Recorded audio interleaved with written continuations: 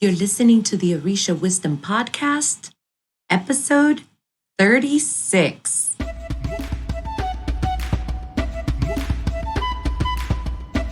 Welcome to the Orisa Wisdom Podcast, where positivity and spirituality create an enhanced life's journey with the wisdom of Ifa and Orisa. I am your host, Iya Omileti or Lukumi.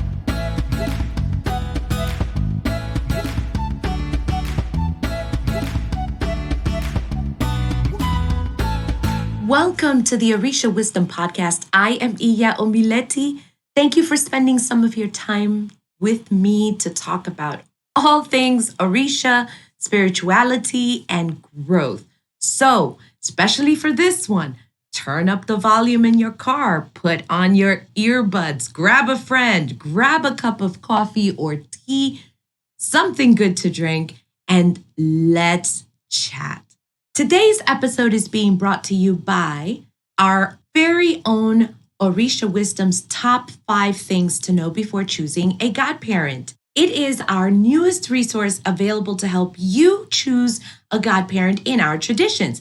How do you get your hands on this? Simple. Just go to www.orisawisdom.com/godparent choice. And after you hear today's episode, you're going to see how important it is.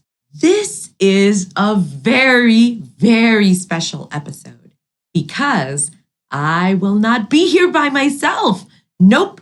On this episode, we're going to be chatting with someone that is going to get very real about the topic of godparents, which is why the title of this episode is Godparents Demystified. She is going to speak with us about the process and the realities of having a godparent in our traditions. Grab a notebook for this one. Like, seriously, grab a notebook. But if you're driving, don't grab a notebook. You can totally come back to this one later and save it, bookmark it, and just get ready because this one is just so good. With this, I'm not even going to tell you who it is. We are going to get this party started. I am so excited to have somebody very, very special. And it took me a long time to ask this person who gracefully said yes. So I am not going to take away any of her thunder, but I don't know if you guys are all into the whole GIF things, but I am like in the movie Frozen that she's like all excited. That's me right now. So I'm just so excited. I would like to introduce Iya Eñi Acho to the Orisa Wisdom Podcast. Thank you so much for being with us today. Well, it's my pleasure. Thank you for asking me. I'm so excited. So I really am. And I keep telling her, I'm like 5 years old, trapped in a 40-ish-year-old body. I'm so excited. But we want to get into an interesting conversation. So a lot of people may not know about you. So let's start with the basics. Tell us a little bit about you. Who are you? Tell me about your lineage, just whatever you wish to share. Sure, thank you. I'm a Lukumi Orisa, or as we would say in Cuba, a Santera. I'm crowned to Ochun, and my lineage in Cuba is known as the Palmira lineage because it's from the town of Palmira. Specifically, it comes from Mafea Fernandez, who was the daughter of the founder of the Sociedad Santa Barbara in Palmira, which is very well known for its yearly festival for Santa Barbara. And she was made in Havana by the daughter of Adechina, one of the first babalaos in Cuba. Her godmother was Pepa Herrera, named Eshubi in the religion. And Pepa was made by Ña Inés Garcia, who was from Africa, Yeye Tolokum. Mm-hmm. So we always trace our lineage back to Africa if we can. but it comes through Havana and then into Palmyra. And once it comes to Palmyra, then I become associated with the Sevilla family in Palmyra. A lot of Babalaos might recognize the name of Kundo Sevilla or Pablo Sevilla, very well known. I've heard of that. Yes, yeah. I've heard of him. You're right. So my great-grandmother Enocha was actually Kundo Sevilla's wife. Nena Estable is her name, Ocala. Mm-hmm. And she made Benita Sevilla, who made my godmother, Malena Capote Sevilla. So I come from the Palmyra lineage through the Sevilla family. That is great. So thank you so much for sharing that. And that for our listeners is great because it also tells a little bit of your story, which is great. Mm-hmm. So since we're moving on to that, let us know what you do in your spiritual arena. Tell us just a little bit. Just give us a little taste. Okay. First of all, I'm not sure I have a spiritual arena, but if I do, I would say probably it's focused on education, teaching, and writing about the religion. Mm-hmm. I'm really, really devoted to the idea of being an informant for the media, for example, newspaper reporters or television reporters who want to know something about the religion. Sometimes scholars or lawyers or police officers will contact me to ask about it. So that's something that I really enjoy because I think our religion is misrepresented so many times. Agree. Anytime mm-hmm. I can reach out to somebody or write a letter to the editor or write a letter to the school board explaining a situation, I'm really happy to do that.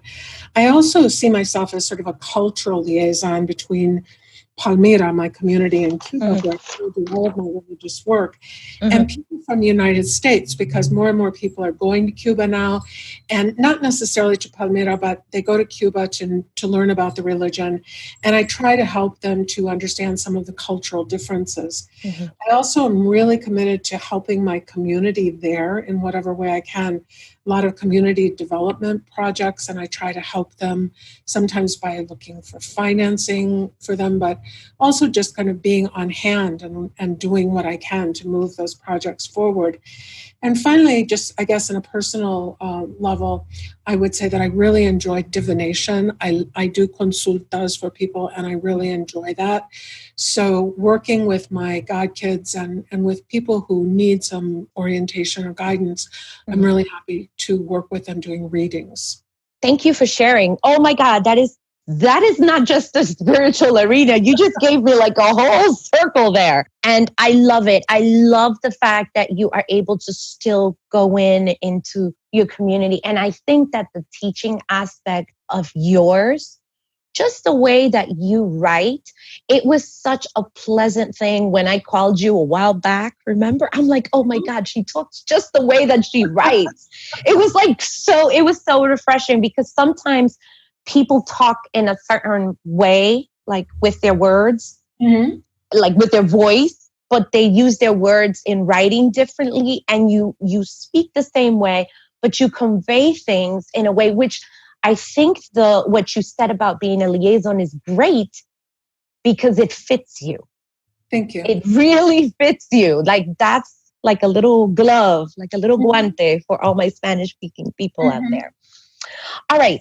You and I have had endless chats about this to the point that I was crossing my fingers when I asked you to talk to us because, as you know, one of the key elements in our traditions is to get what I call the unicorn, which mm-hmm. is a godparent. But it really is not a unicorn because it is attainable. But when you're coming in brand new, mm-hmm. it's just like, oh my God, when is that going to happen? So I would love for you, without getting into some of the other topics that we're going to be talking about, I would love for you just to share a little bit of how did you know that your godparent was going to be your God, like your person? Just take us a little bit through your journey. Sure. I don't think there's like a magic solution or a magic remedy to tell people how to find a godparent, but I truly believe that things happen the way they're supposed to happen. I had been interested in Afro-Cuban culture, religion, spirituality for a long time as a scholar, because I do research in that field. And I've been going to Cuba since 1993. And every time I was in Cuba, I always searched for people in the community. And I met a lot of babalaos and santeros. And, I always felt like this is something that really interests me, but it just didn't click immediately. And I never felt any sense of urgency. Like I never felt I have to do this, or I have to get deeper into this, or I have to be initiated right now. It really happened in a very organic and natural way.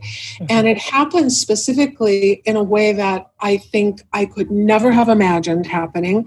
I was invited to work at the University of Cienfuegos. I was doing some exchanges with my university and the University of Cienfuegos, and they invited me to be involved in one of their programs there.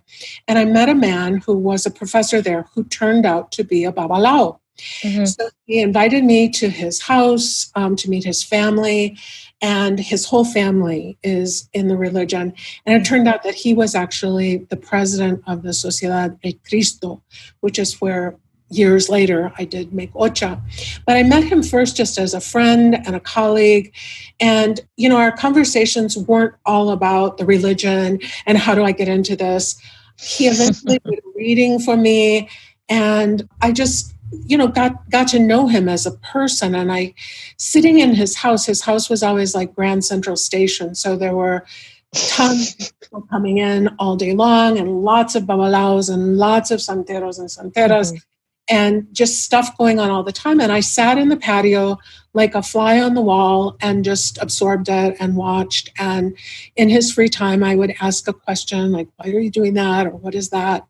And little by little, I started learning some things about the religion. As an aleo or a non-initiate, there's a limit to what you could know, but he never made it secretive or mysterious. It was always just like, well, you'll find that out when the time comes. And it was really through divination over many years. And by many years, I'm saying 15 maybe, a long time. And it came out that I needed to get eleques, my beaded necklaces. So I did that.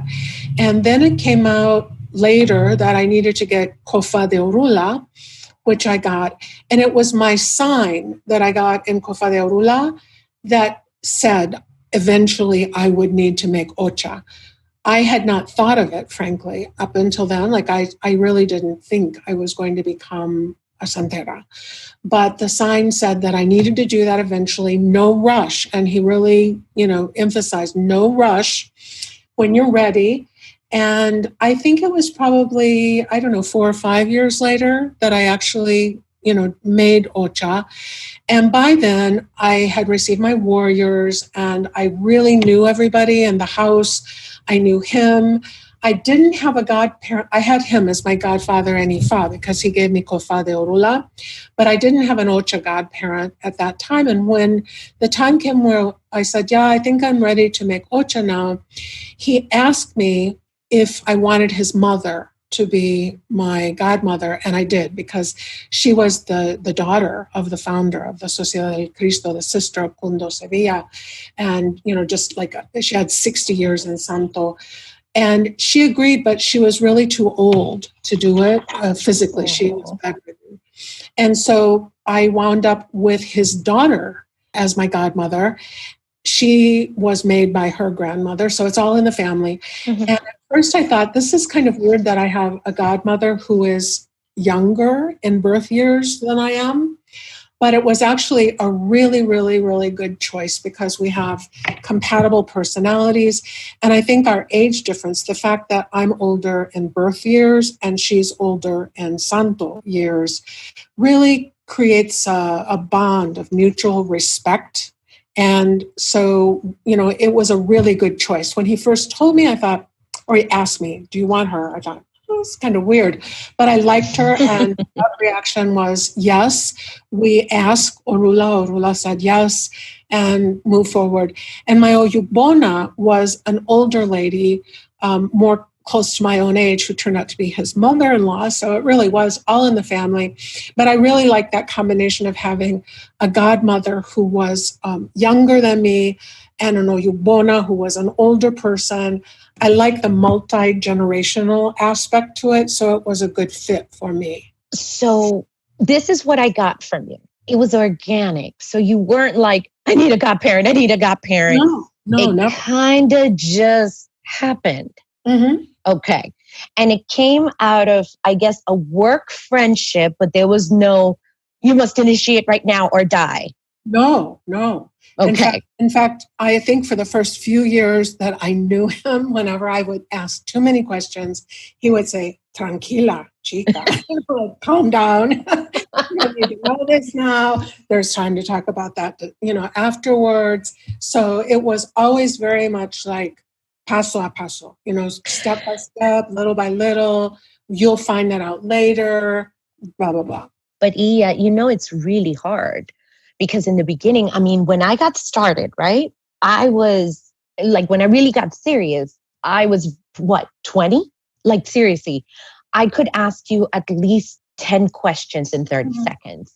And you just really want to know. So it takes a lot of patience to smile and say, you know what, you're going to know. And right. I think it takes a lot of restraint because sometimes I would literally like bite my tongue because I really wanted to get my answers. But it's sometimes we're not ready for that answer. You'll be ready, just not yet. And it's really difficult to explain that until it happens. Like you will understand it when the time comes. Mm-hmm. It's really difficult to explain, but it's really that. So I laugh because I drove some priests absolutely insane. So I get it. I totally get it. Well, I realized too that with my godfather in Ifa, he was the kind of person who was willing to share knowledge, but he was not going to let me be the one to call the shots, Okay. That was a very important lesson for me to learn because as an academic, I'm ready to go in there with a notebook full of questions and tell me this. And he was like, no, I'm not going to. And he was always like, calm down, have a cup of coffee, go talk to Lucy or whatever, And he always made me feel welcome. He made me feel like I wasn't bothering him. But if I asked too many questions or he didn't want to answer me or he wasn't ready to go there yet, he would just shut it down. And I realized that I really had to accept that because I had to learn the lesson that I can't control everything. I think that comment is the perfect segue to what I want to ask you next. So I want everybody in this listening community to know that I am super lucky and blessed that she is part of the Orisa Wisdom community on Facebook. Like, yay! So I'm totally excited on that. And I've seen, not only in that forum, but in other forums, there's something that you always say. And what your last comment is like the perfect segue to this. You always talk about this. And I understand what you're talking about, but I want us to try to explain it to the green person, the alejo of alejos, the greeny green, because you always say something. You have to trust the process of finding a godparent. You have to trust that process. So can we break it down from a Lukumi point of view? What is this process? What is it? What is it? Everybody's dying to know. Well, the process, I think, makes it sound more systematic than it really is. It's not going to be the same process for everybody. Everybody gets there a different way, I think. But for me, the first thing that I had to understand, and it took a lot to internalize this message, is that if you're meant to be in the religion, to whatever extent, whether initiated or not, if you're meant to be in the religion, it will happen sooner or later when the time is right in the way it's meant to happen. Mm-hmm. And it's really magical and woo-woo, like you wave a magic wand and something happens. No, I don't think it's that. But I do believe that the Orishas and your Egun will put you on the path that you need to be on. And you need to just be patient and humble. I think that's really important. You can't grab the reins and say, okay, this is what I want. I'm going after this and I'm going to get it. Because if you do that, you very often fall into traps, because we know how Elegua, Eshu, will set traps for you and play games with you. And you think you want this and you've made up your mind it's going to be that godparent and no matter what, you're going to do it. And very often when you try to force something to happen, it goes really badly for you because that's not how it's meant to happen. So in the example that I gave you of my own case, when I went to Cuba to work at the university and do my scholarly work, I had no intention of looking for a godfather. That wasn't what I was going there for. And it happened in such an organic way that I remember thinking, oh, isn't this curious that a person who lives in Seattle, Washington would end up in Palmyra, Cuba, and talking to this babalao. Like, who could have imagined that? And it turned out that that was the path that I was supposed to be on. And it showed itself to me very slowly over time. Everything around me was confirming that this is the right choice for me. This is comfortable. This feels right. I don't have doubts or fears. And so for me, the process was simply slowing down and being very patient and being very humble and very open to things that were happening in the universe around me that put me on the path I was supposed to be on, and to be able to see that opportunity when it arose. Because I think that we do need to look for opportunities. We need to get out there and meet people or be places where we might come across people that can lead us down the right path, but we cannot rush it and we can't force it. So for me, the process would be something like, you know, if you meet somebody that you think is interesting, who's in the religion, I would go for divination, first of all. I think that's always the place to start. Many people in Cuba are never initiated in the religion, but for their whole lives, they go for divination whenever they have a problem. And they have somebody that they call their godparent, even though they're not initiated, because that person is like a spiritual advisor to them. So I think that going for divination and just seeing what the reading says is always a good place to start. I also think it's really important to attend events, religious events that are open to the public. And by that, I mean something like a drumming ceremony, or maybe a godfather's or an elder's Ocha birthday, where they invite you and say, come over, we're going to be doing this. And you can get to meet people that way. Yes. So going to public events is important. Getting to know other people in that community, not just running up to them and saying, tell me all about the religion and who's Yemaya. But to actually just say like, oh, do you have kids? Or, what do you like to eat for dessert? Do you want me to bring you some cake? Or, just get to know them as people and have normal conversations. And as you're doing that, I think, it's very important to have kind of an analytical mindset where you're looking at what's going on around you and you're listening and you're paying attention. And the big question that you always have to keep asking yourself is, do I feel comfortable here? Do I fit in? Can I see myself with these people over the long haul? Mm-hmm. If the answer is yes, then I think you do have a future there. And a lot of people will follow kind of the set model of first you get your aleques and then you get your warriors and then you maybe might get an adimuricha like Oloko. You might get Kofa de Orula or Mano de Orula or something. You can do that in different orders. Mm-hmm. But I don't think anyone should just start out, step one, I'm new to the religion, I know nothing about it, I want to be initiated. It doesn't work like that. There's a whole bunch of gray area in between. Yes. And many people remain there for their whole life. Yes. And not bad, because not everybody has to be initiated. You've basically said what many of us say. And I think when the new people are coming in, the the challenge is, you mentioned some things, I mean, that were so good, but the top that I hear is that people need to slow down. And what you said, it's like, oh my goodness, I'm getting goosebumps because I've said this. And it's like, I want to scream because every day, Iya, I get messages on how to get initiated. Where do I get a godparent? Like, it's every day that I get these messages. Every single day without fail. I get emails, messages. And what you said is so important, but it's almost counterintuitive. You said to slow down, and you said some other good stuff. But then you said, you have to go out there, but you have to listen for the signs.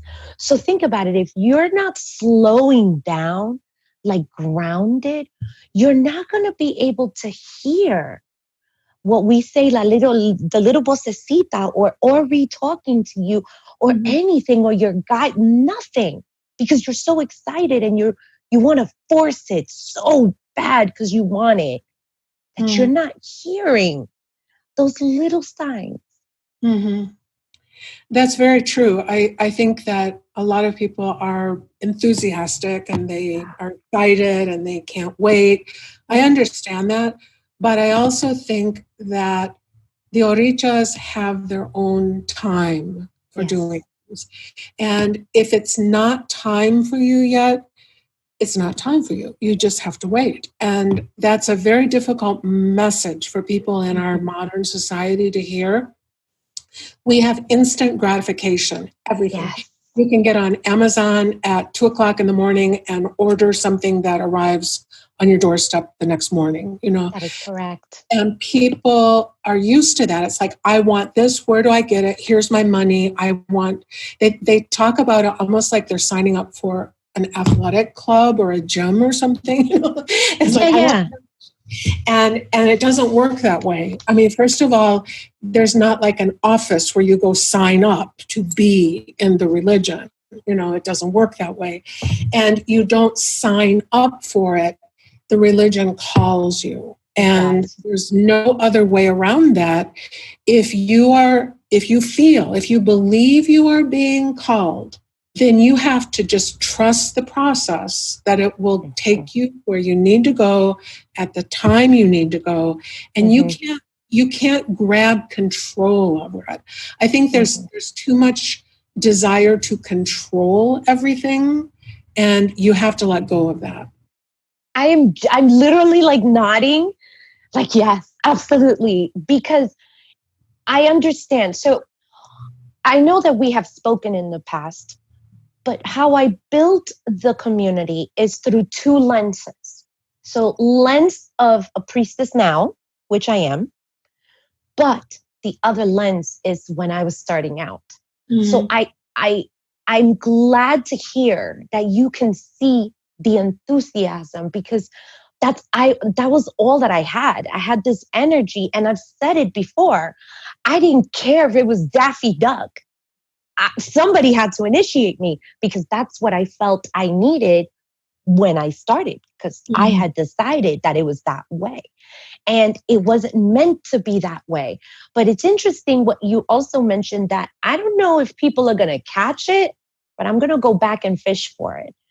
And I've said this before, but I'm glad, because I want you to hear that it's not just me. These are from people from the community.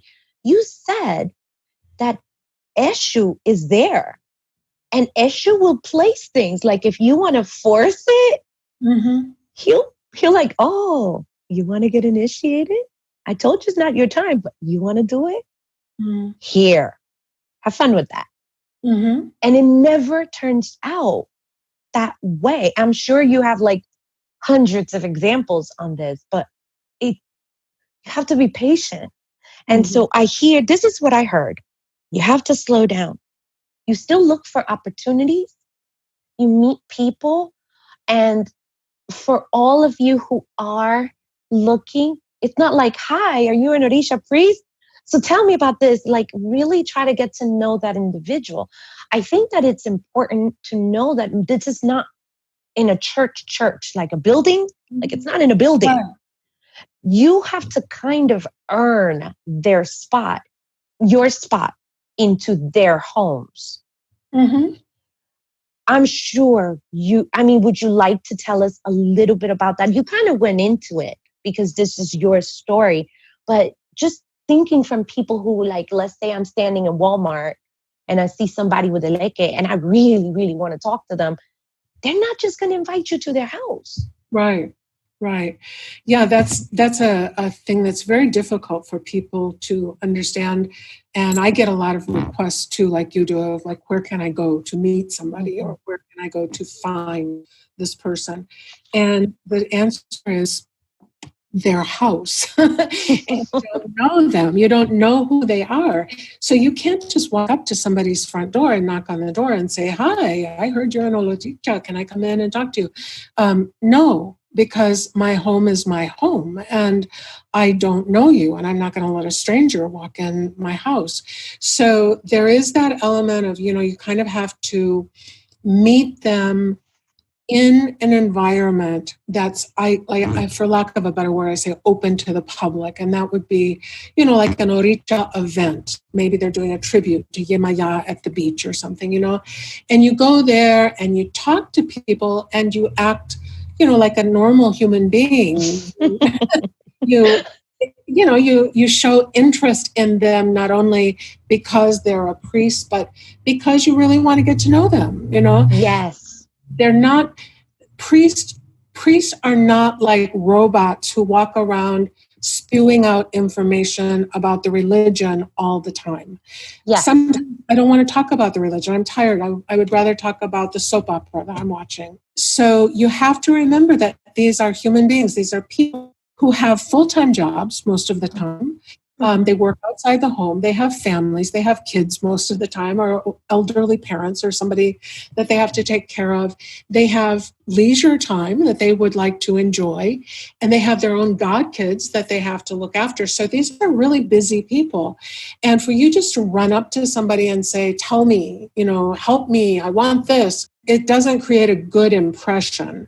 I would try to answer in a friendly way, but I'm not going to invite a stranger to my house. Yes, I hope everybody is taking notes, because I want you all to know that as priests, we know that there are people who are looking. We know this. We know this. So many of us will answer you. And seriously, we know you're hungry and you're going to be looking. We got that. We understand. But at the same token, this is where I'm with my husband and my children and my dog. Right. And I don't know you. I don't know anything about you. And you know you, but I don't know you. So it's always a little challenging, especially if you're meeting them outside, which is why something that you said was very good. A reading, if that person divinates, that's a good place to start. To start. That doesn't mean that the moment they give you a reading, you're going to be my godparent. It doesn't work that way. That's a great place to start.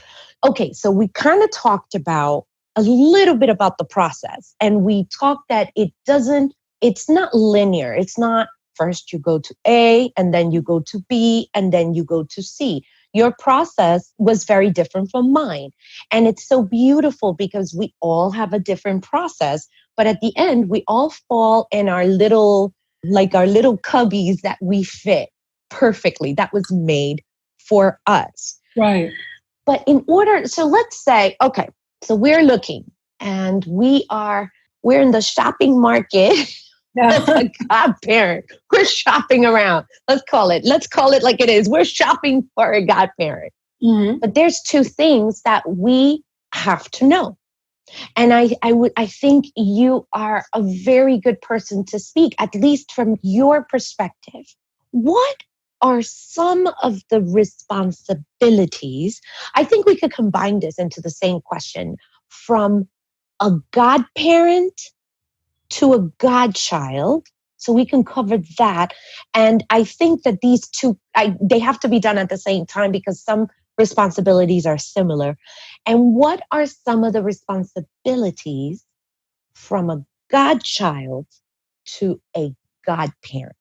Yeah, I think in the Lukumi tradition, you become someone's godparent when you consecrate something and give it to them in ceremony. So when I talk about a godparent, I'm not just talking about crowned godchildren, but a lot of us have godchildren who got eleques, who got warriors, who come to us for divination. They're our godchildren too. And our responsibilities as godparents is a little bit different to a crowned godchild than it is to one who is not fully initiated. Let's talk about the non-initiates, and we can go into the crowned one, but let's focus, because remember, these are people who are in the Amazon. They're shopping for a godparent right now. Right. They've got their finger pressed on it. So let's talk about the non-initiates. So you kind of covered some of those. Yeah. So if someone is not initiated and has not received anything from me in ceremony, they're just somebody, that wrote to me from Facebook, or like you say, came up to me in Walmart and started talking to me. I honestly don't have any obligation to that person because there's no relationship between us. And so it depends on my mood and how busy I am and what other things are going on and what kind of energy I'm picking up from that person. And I might say, yeah, call me sometime. I can talk to you about these things. Or, I guess it would even be possible for me to say, let's sit down and have a cup of coffee and talk about this. But that should not be an expectation on the part of the stranger who comes up to me, because I'm just as likely to say, I don't have time to talk to you now. I'm sorry. So if there is absolutely nothing to connect the godchild to this person they think might be their godparent, the godparent has no obligation because you're not a godparent yet. But once you start divining for the person, let's say if that's the first step, somebody comes to me for divination, I'm not going to right away say like, oh, now you're my godchild, so you need X, Y, and Z. I divine for them as a service. And if they have a godparent already, I really want the godparent to come along too, to hear what the divination says. I'm not looking to steal anybody's godchildren. I want other people's godchildren. But if somebody comes to me for divination, I will divine for them. I will help them do the ebo that's needed. I will explain to them everything I can about the reading and what they need to do and what it means. I'll give them instructions. And I expect them to listen to the advice without arguing. Because first of all, when we do divination, it's not me talking, it's Elegua or one of the Orichis, right? And so if I say, you need to stop arguing with people so much. And they say to me, I don't argue with anybody. Why are you saying that? Okay, I need to say, I'm giving you the advice. It would be in your best interest to follow it. But when you walk out of here, if you don't want to listen to anything I said, that's your choice. You have free will. I can't make you do something. So I would say the first responsibility a godchild or potential godchild has is to listen to the advice that's being given, not only through divination, but, if you go to somebody and say, tell me, how do I get involved in the religion? And they say, you need to be patient, look around. You don't want to start arguing with that person, and you don't want to say, but I don't like that advice. I don't like what you're saying.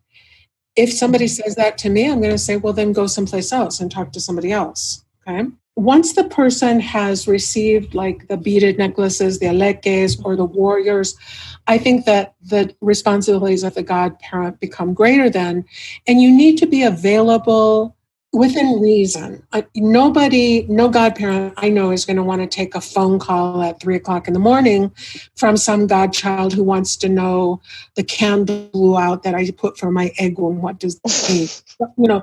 Don't wake me at 3:00 in the morning to tell me that, because I don't want to know.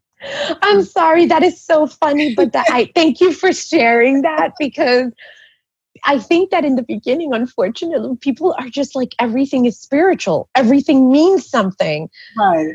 This fell and the glass fell. It means something. And they call you right away. And they think what that happened? the God is just sitting there next to the phone with nothing else to do, Yes. like a suicide line or something, that you're available 20%. And that's not reasonable. So yeah, the godparent should be available, during a reasonable, like I tell my godkids, don't call me before 9:00 in the morning because I don't want to talk to anybody until I've had my coffee. And don't call me after 9:00 at night because I want to be watching my telenovela or whatever, or reading. I love it. So, you set limits and you say, but if you've got a question, and you need to talk to me, call me. So you need to be available within reason. You need to be honest.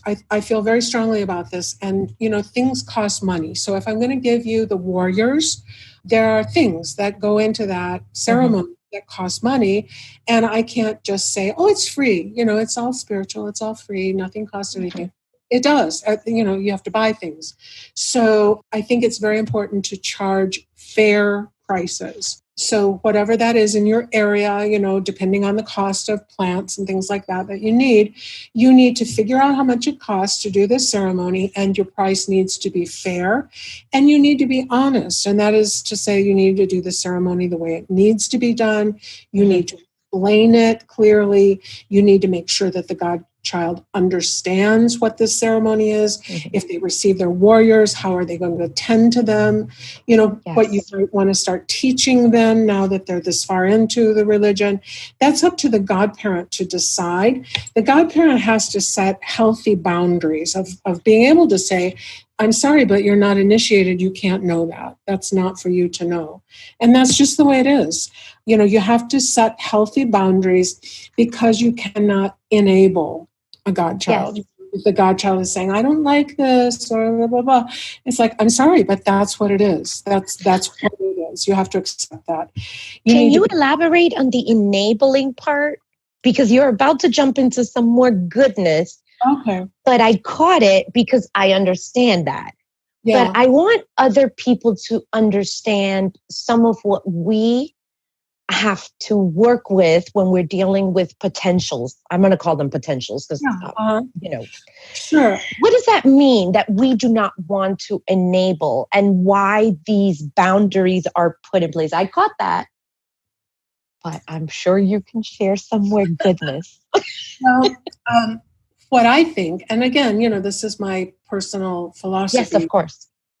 Is that a lot of people are looking for spirituality of some kind to heal trauma and wounds from life. And I understand that. I'm really sympathetic to it. Some people, have serious emotional issues or substance abuse or mental illness, or they're the victims of some kind of violence, something bad happened to them. I'm very sensitive to that. But I also am aware that I am not a trained professional to deal with psychological counseling. I'm not licensed to be their psychotherapist. And as a godparent, I can't allow them to make excuses for not doing things properly. And by that, I mean, like if I give somebody their necklaces, their eleques, and I tell them how to take care of the eleques, and I explain, and I'm very clear what these represent and what you're supposed to do with them and how you care for them. And then, a month later, they come and they say, oh, I got mad, I got frustrated because my boyfriend broke up with me, so I threw my eleques in the garbage. I'm not going to say, oh, that's okay. Yes. I'm going to say, that's extremely disrespectful, and I don't know if you deserve to have eleques given to you again, because what you just did was terrible. I'm sorry that you are upset that your boyfriend broke up with you. I'm sorry that you feel lonely. I'm sorry you feel disappointed, or whatever you're feeling. I can be compassionate about that, but you cannot yell at me. You cannot treat me disrespectfully. You cannot come drunk to my house and make a scandal. Yes. religious ceremony.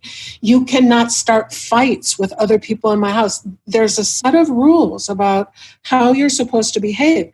And I'm sorry that you have trauma, or I'm sorry that you are carrying this burden from the past, but that does not excuse really, kind of antisocial or bad behavior that will disrupt my religious community.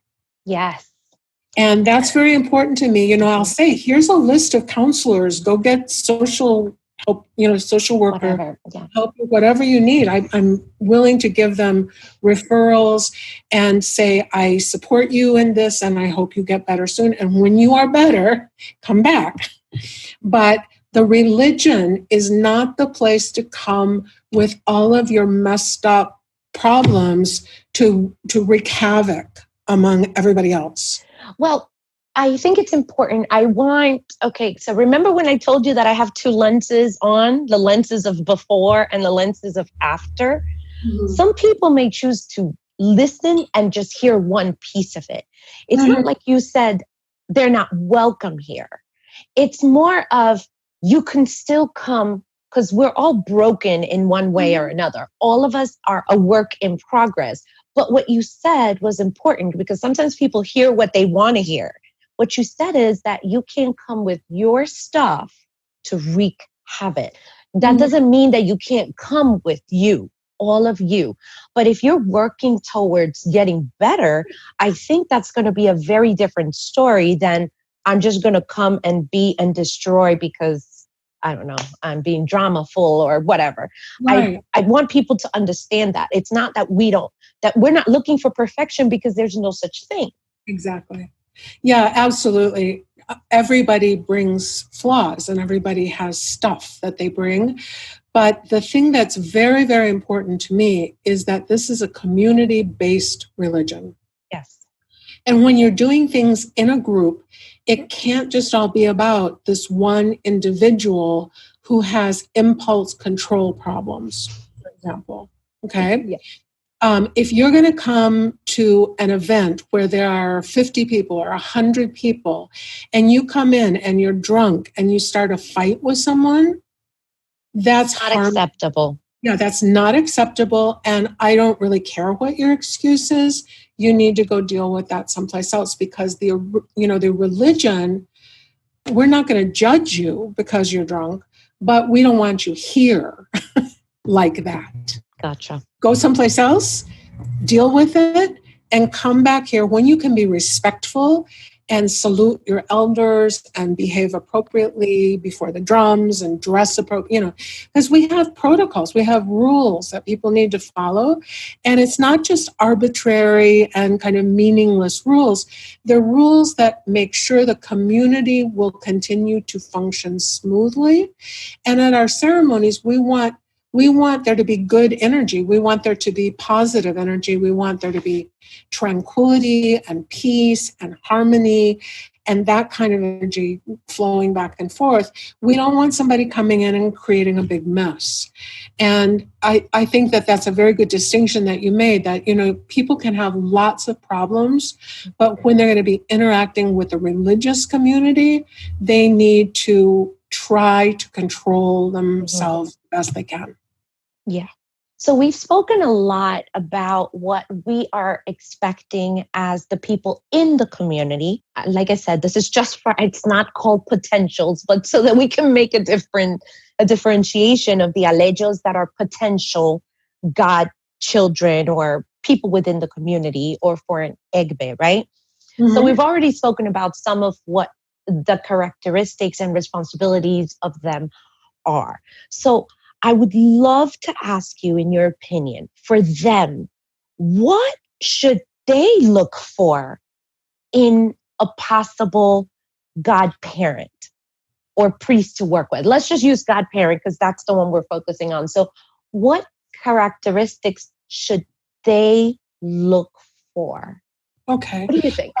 Yeah, once again, this is probably going to just reflect my values and my opinions. Other people might say something different. But for me, I think it's very, very important that this person you're considering as your godparent be well respected in their community and well integrated into an established community of Olorichas. And by that, I mean, they cannot just be a free agent that came from nowhere, has no connection to anybody, and doesn't work with anybody else, and they do everything alone in isolation. Because our religion doesn't work that way. Our religion is community-based. And so even if I'm considering someone for my godparent who may be relatively young in the religion and doesn't have a lot of experience, that's okay if they are still close to their own godparent. Their godparent is available to help them. They've got elders who will back them up and help them, because every ceremony is a teaching and learning occasion for everybody there, pretty much. And so you're not going to look for necessarily the most famous godparent or the one with 82 years of Oricha. You need to look for somebody that other people in the community say, oh, that's your godmother? She's very good. Or, oh, he's your godfather? I really respect him. So people in the community, I think, need to have a feeling of respect for that person, because you earn respect in your community. And if that person has elders who are committed to helping them and training them, and they've got others in the community who support them and work with them, you're going to have a better experience with them. And it speaks well to their character that they're held in high regard by other people who are also respectable, legitimate priests. Like you say, none of us are perfect. So you're not going to be looking for the godparent who never gets angry or never makes a mistake. Mm-hmm. They're human beings. So I think it's really important not to put the godparent on a pedestal. A lot of beginners tend to do that. It's like, oh, I met the most wonderful. No, they're just a human being. But I do think that it's important to take an honest look at that person's life. And by that, that's where I'm stressing again the importance of getting to know them as a person, because you want to just kind of observe how they live. Are they financially stable? I don't mean rich, but like, are they on the point of being evicted from their apartment? Are they? I understand what you're saying. Yeah. Financially stable. Are they emotionally stable? Are they able to kind of maintain stable relationships with people? Are they mature in the way they interact with other people? Are they honest? Are they respectful toward other people? Because if the life of this godparent is in constant chaos and drama going on all the time, and they don't have any good relationships with any other people in the religion, there's a problem. Yes. Okay. And I also think finally, it's important to say that you need to find somebody as a human being who has similar values to you and a compatible personality. I don't mean identical to you, but somebody that, you can really communicate with. They get you. They listen to you. Somebody that you feel comfortable talking to. And culture plays a big role here, because a lot of our elders come from Cuba or Puerto Rico, and they're Spanish speakers.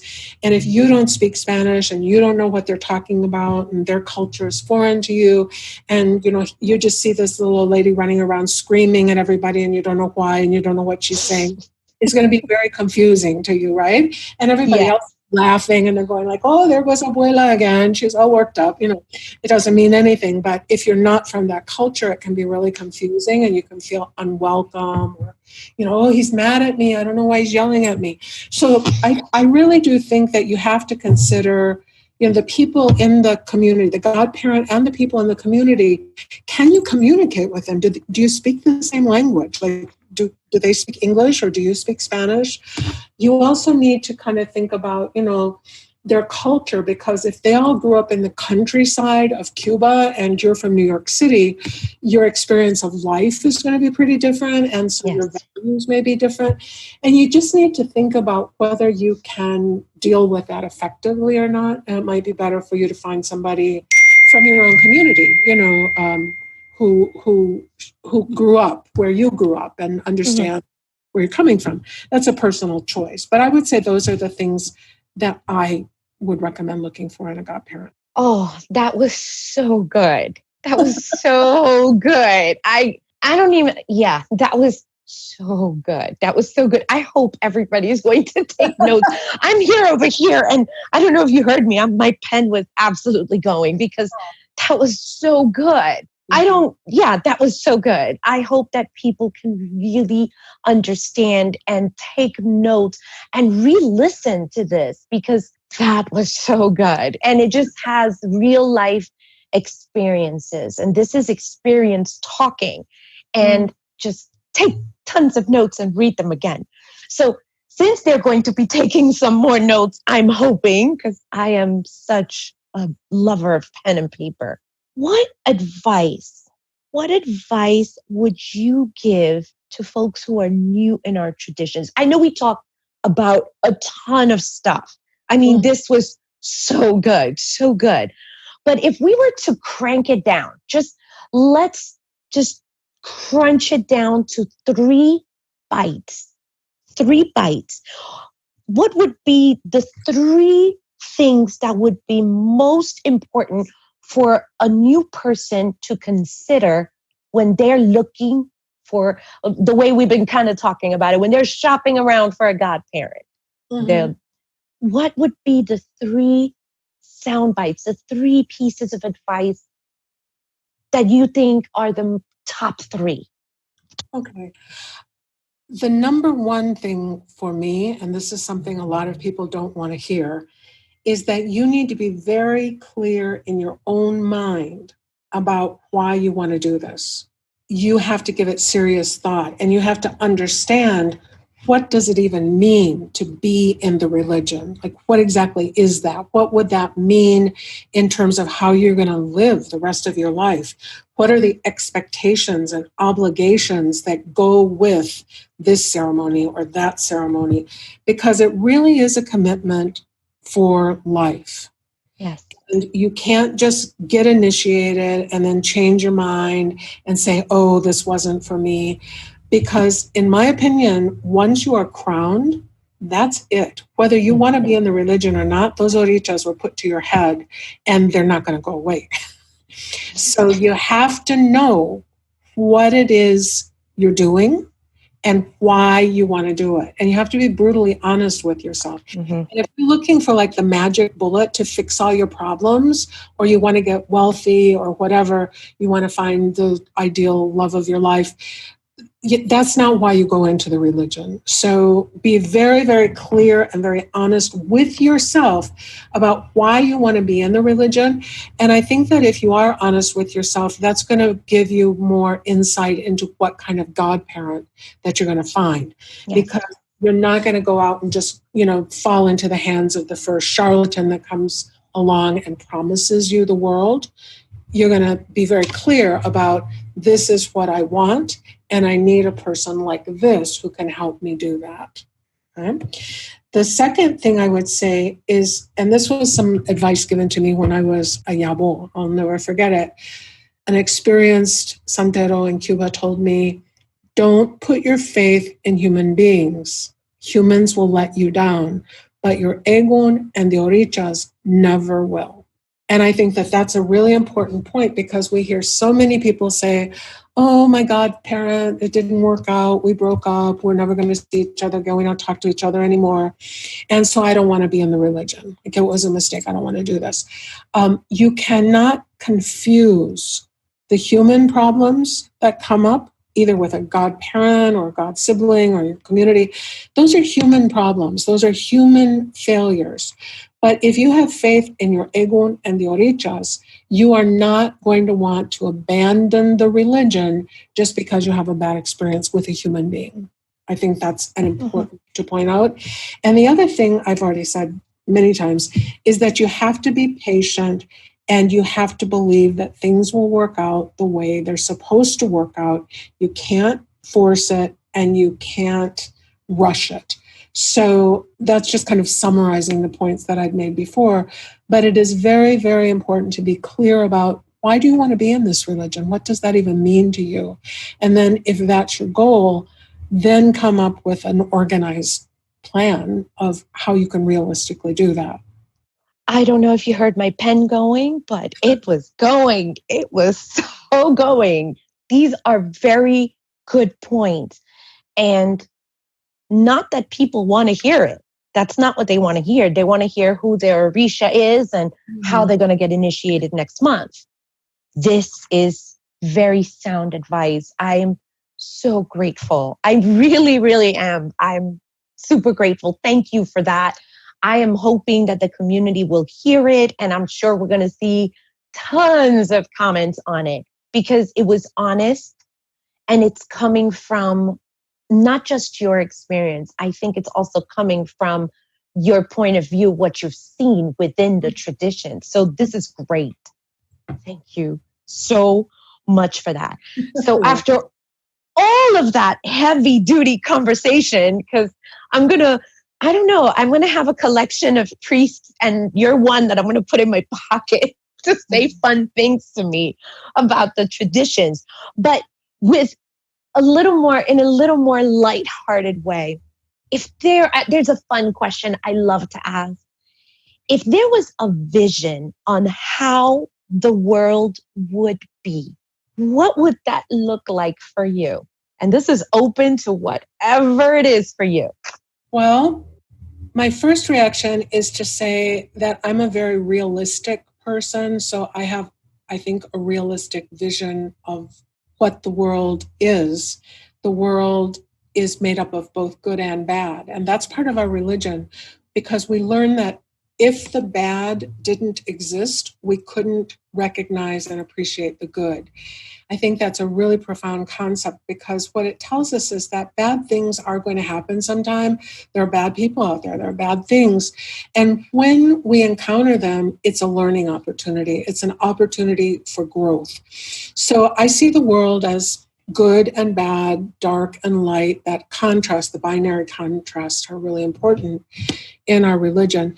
But if I were going to be idealistic and say, oh, we could do a little better, yes, we could. Ideally, I would just like people to try to be a little bit kinder to each other and a little bit more humble.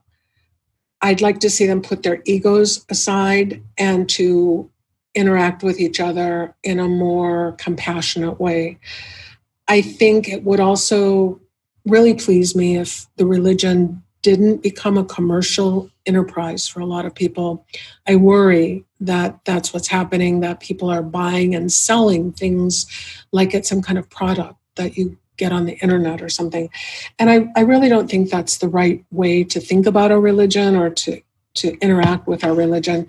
So I would like it if people would go into the religion for the right reason, which I think is the love of the Orichas and the desire to be part of this tradition, to connect with our tradition and to the past. And I think that they also need to commit to trying to do something good for the community, even if it's a tiny thing. Don't do harm, but if you can do something good, do it. That is awesome. And I think you're absolutely right. So people in the community, it's time for us to get our kind on. It's time for us to get our commitment on. And it's all time for us to be a little more humble, because I'd love to make her vision happen. So this is really good. So people are going to be clamoring to find out where they can find you online. I can see it. Well, I actually have an educational website that has been up, for, I don't know, 6 years or something like that. Ooh, do share. It's called www.aboutsanteria, all one word, no capitals, aboutsanteria.com. So it's www.aboutsanteria.com. And they can contact me there. There's a button that says, contact me. But also there's a lot of information on the page. I wrote the page thinking mostly about aleyos, people that are new to the religion, who don't understand, don't know how to even start to understand it. So there's a lot of very basic information, but it's also turned out to be a good resource for other priests whose godkids are always asking the same questions. They say, just go read this. I don't have to repeat it. And it's also really good for people who are in the religion whose family and friends are not. And their family is saying like, oh, you're devil worshipers, or, you're evil. Or they have a lot of mistaken ideas about our religion. They can go to my website and read about it if they're, interested, and they can see that it's not what they think it is. And I hope it will make them a little more open-minded and accepting of our traditions. Thank you so much for sharing that with us. I'm going to have a lot of trouble because I've just spent so much time writing because this was so good. I can't thank you enough for your time and for being so gracious to hang out with our listeners in the Orisa Wisdom community. They're going to be absolutely thrilled because I am super excited to have you, and I can't thank you enough. Well, thank you. Your enthusiasm is really refreshing. I enjoy it, and it's nice to feel appreciated. So thank you very much for your kind words, and I hope people will find this helpful.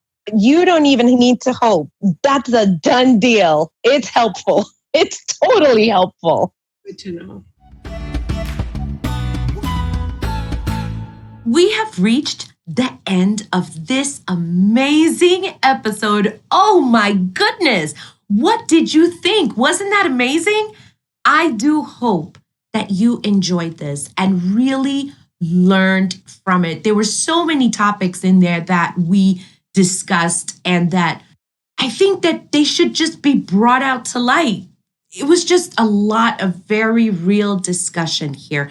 I am so grateful for her time.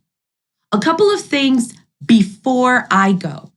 If you are new to the Orisa Wisdom podcast, you might have a ton of questions like how to get a cat parent or anything that may be going on. And now we have a new way to capture your questions. And if your question is chosen, it will be featured here in the Orisa Wisdom podcast. How to get your question into us? Easy. Just go to www.orisawisdom.com/ask a priest. No dashes, no points, no dots, just ask a priest. I'm so excited to finally have a place to keep all of your incoming questions beautifully organized. I cannot wait to see your questions. If you liked this episode, which I'm hoping that you did because it was amazing, like it, comment, and of course, share it. We are now on YouTube. So when you go over there, I hope you will subscribe and click on the little bell icon so that you will be the first to know when there is a new podcast or video uploaded.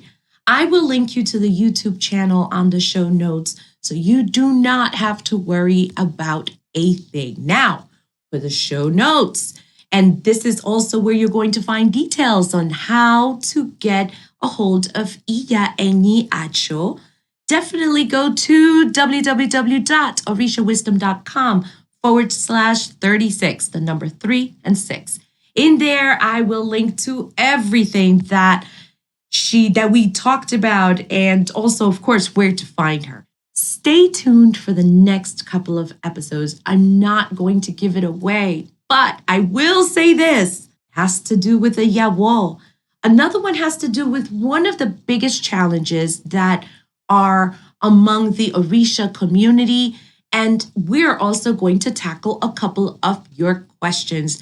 They're going to be very good episodes, and I cannot wait to share them with you. Until next time, may the elevated ancestors and all Orisa bless you immensely. Odabo! Thank you for listening to the Orisa Wisdom podcast. Be sure to check out the show notes at orisawisdom.com/podcast. Can't get enough of Orisa Wisdom? Check us out at orisawisdom.com and subscribe to our community. Remember, the wisdom of Ifa and Orisa is all around us. Be blessed, and until next time.